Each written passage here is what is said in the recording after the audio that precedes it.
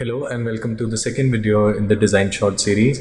In this video I'll be talking about shape tools in Figma, and these tools can basically be used in any of the softwares that you use.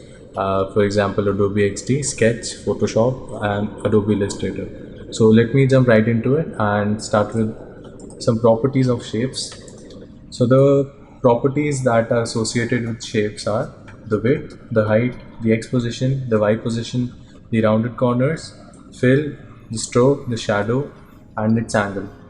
All these properties might sound overwhelming at first, but they are very easy to learn and to see in any one of the shapes that we create. So let me create an artboard here first. Let me go on to my frame, or let me click on the shortcut A and pick the Instagram post template from here. So now that I've chosen this template, if I want to draw out any shape, I would go on to this square icon and I would choose the rectangle, and it is really easy to remember the shortcut for the rectangle. So it is R, and it is called a rectangle because if you drag it in any of the directions, so the starting point would remain fixated, and if you drag it outside, it would drag out as a rectangle. And if you hold down the shift key while dragging out, it would increase proportionally and it would create a square of equal sides, or it would create just a square. Yeah, so this is how you create a shape. And if you want to create a shape from the center of your mouse pointer, so what you would do is you would simply click on R again, and you would hold Alt or the Option key and the Shift key, and then drag out a selection outside with your mouse. So what it does, it places your center point of the shape from on the point that you started it from and drags outwards. Whereas if you drag outwards by clicking on the Shift key, it starts on the corner that you had your mouse pointer on. So this is a very quick tip for how you can have your pointers of shapes when you draw them out. So this is my shape, and as you can see that it has all the properties as I have mentioned here on the right hand side. So the shape would be reflected as a layer on the left hand side, as I talked about in the last video, and all its properties would be on the right hand side. So as you can see that this shape has the coordinate on x axis as 615. So what it really means is that this point, the top left corner of any artboard, is the 0/0 point of a graph. So assume it to be a graph and assume the 0/0 point to be on the left hand corner. So let me take this shape, let me click on this shape and bring it to the left hand corner. So as you can see that the x and y coordinates of the shape are 0 and 0, and its height and width are 387 and 387.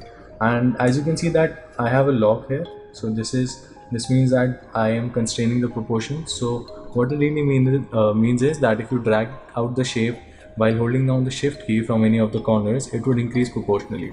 So it doesn't only mean that it would increase proportionally in terms of a square, but if you have it in a, say I give it the size of 300, so it would automatically adjust to 300. Now if I unlink it and if I type in 100 here, so now the aspect ratio is of 3:1. So now when I scale it by holding down the shift key and linking it back again, if I scale it by holding down the shift key, it would automatically increase in the proportion of 3:1. So this is how you can fix your proportions, and this works well in cases of images. So if you have a 3:2 image and if you want to place it inside a rectangle, so you can give the rectangle an aspect ratio of 3:2 and you can simply place the image inside. It would fit automatically and it would not have any cut sides. So this is a very quick tip on how you can adjust the size of your shapes. And now let's move on to the rounded corners. So as you can see, whenever I hover over it, it has pointers on each of its sides. So when you click on any of these pointers and you drag them inside, so what happens is that your roundedness of the corners increases.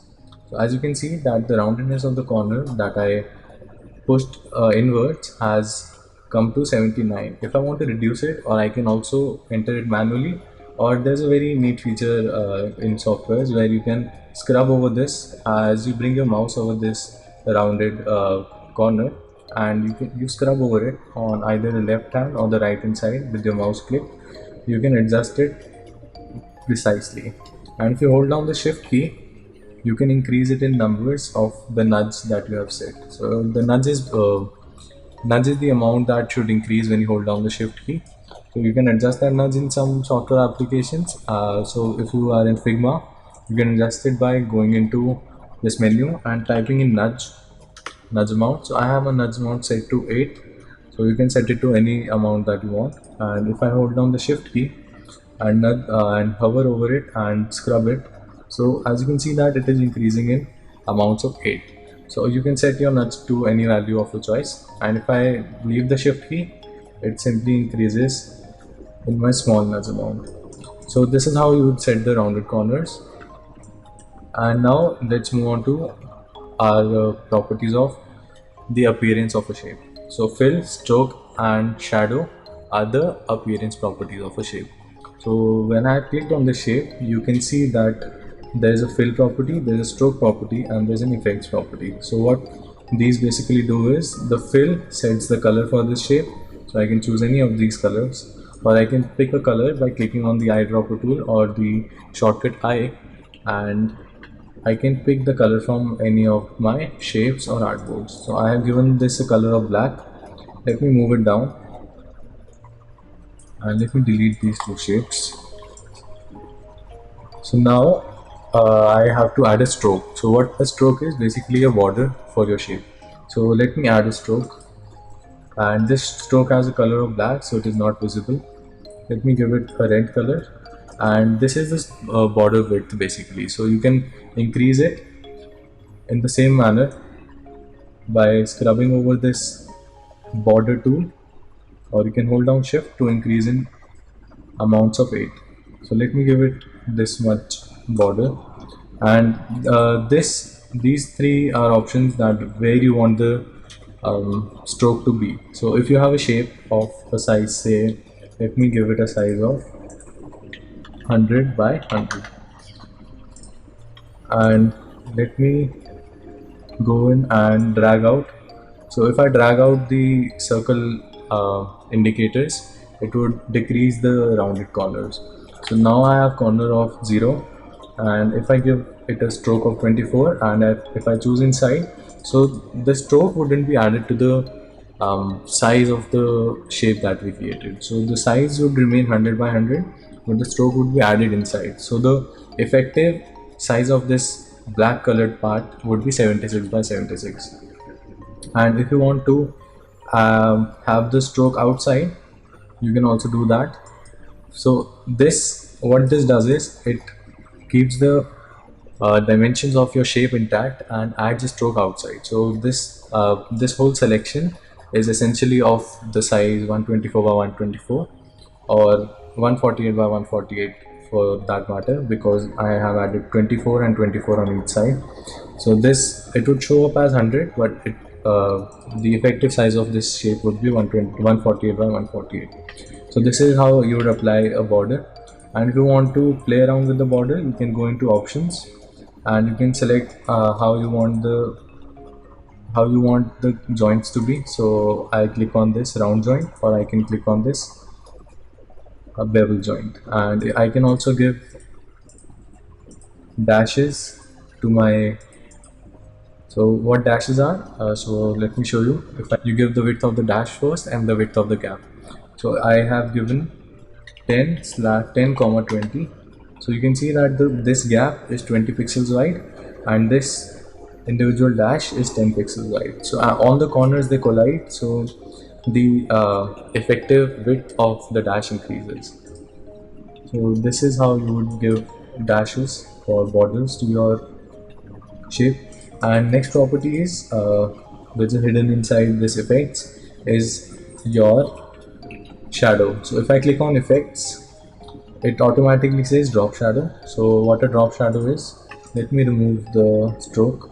So you can remove the stroke like this, or in other applications there's a tick icon, you can uncheck that and the stroke would be gone for that shape. So now I have chosen an effect of drop shadow. So we can click on this and we can give the color to our shadow, and we can also set the opacity of the shadow. So I have set my opacity to be 65, and now if I want to move this, I can move it outside or I can move it below, or so you can adjust the x and y point coordinates of the shadow, and the shadow would also start from the left hand top corner of the shape. So if I give it 0 by 0,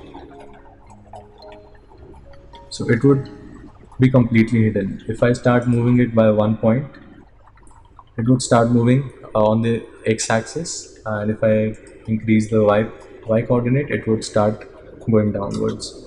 And you can also set how much blur you want your shadow to be. So I have set the blur to 4. If you want a very fine shadow or you want a very defined shadow, you can set the blur to 0.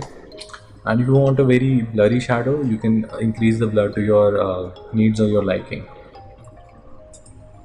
I can set it to 10. So this is how you can give shadow to your shape. And another property would be the angle of the shape. So if you want to angle your shape to say 45 degrees to create a rhombus out of a rectangle, or say an inverted whatever shape you want to be, an inverted triangle, so you can do that as well. So there is the angle property, and you can set it to say 50, and it would be inverted to that angle. And let's move on to our other shapes. A very brief introduction of how you would place other shapes. Let's take the example of a polygon shape. So let me hold down the shift key and drag out a selection. So as I have drawn out a polygon shape, it has 3 sides. So the sides will be reflected on the right hand side in Figma, and you can adjust it by typing in how many corners you want there to be. So this is a hexagon, and I can also choose a star from here. So this is only available in Figma. The star can also have sides. So I have chosen a star and I can give it 20 sides. So this is how you can create your graphics for your design.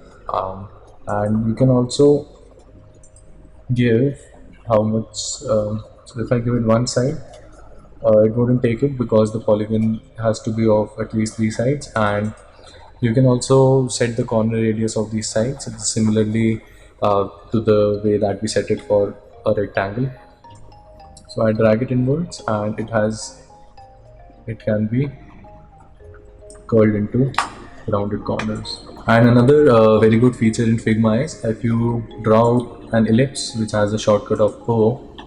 So if I draw out this shape, and if I hold down this and drag it outside and hold down the shift key, it would decrease in very fine numbers, like 50. It would stop at 50, then it would stop at very fine angles. So I can give it I can half the circle very easily, and if I then pick the center point and drag it inwards, so it would create a sort of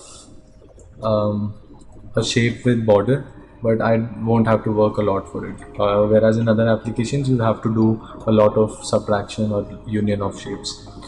So this is a brief introduction of shapes in Figma and other softwares.